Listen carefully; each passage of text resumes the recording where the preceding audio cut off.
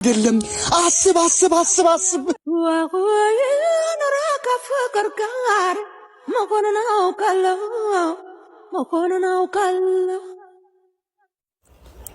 የት ነው ያለችው የት ነው ያረካት እንዴት ኖራለሁ ምሪ ይህንን ደብዳቤ ስታነበው እንደሚሰማው እኔ ግራ ገብቶኛል። ምን ማድረግ እንዳለብኝ አላውቅም።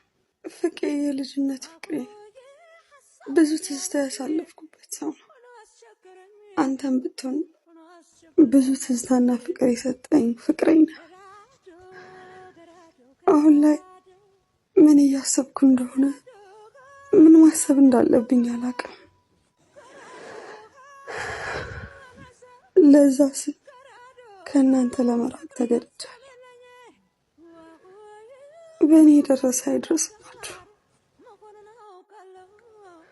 ከወደዳችሁኝ ተውኝ፣ አትፈልጉኝ። ዋቆየ እንዲህ ነሽ ያለኝ እንዴት ኖራለሁ ምሬ የሆነ ነገር ልናደርግ ይገባል። የልትሆን ትችላለች። አላቅም ትኖራለች ብዬ ያሰብኩበት ቦታ ሁሉ ሄጄ ፈለኳት፣ የለችም። አይደለም አስብ አስብ አስብ አስብ። ምንም ማስበው ነገር የለም። ፍቃዱ ሁለተኛ አጠገቤ እንዳትመጣ፣ ሁለተኛ።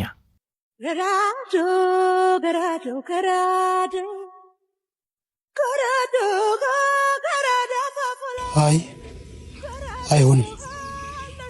ዳግመኛ ልትሰብረኝ አትችይም። ካገኘሁሽ በኋላ ላጣሽ አልችልም። ዋቆየ እንዲህ ነሽ ያለኝ ማን ነው ጥፋተኛው? አንዳንዴ ህይወት እንደዚህ ምስቅልቅል ትላለች፣ መኖር ግን ይቀጥላል። ህይወት እስካለች ድረስ ተፈጸመ የሚባል ነገር የለም።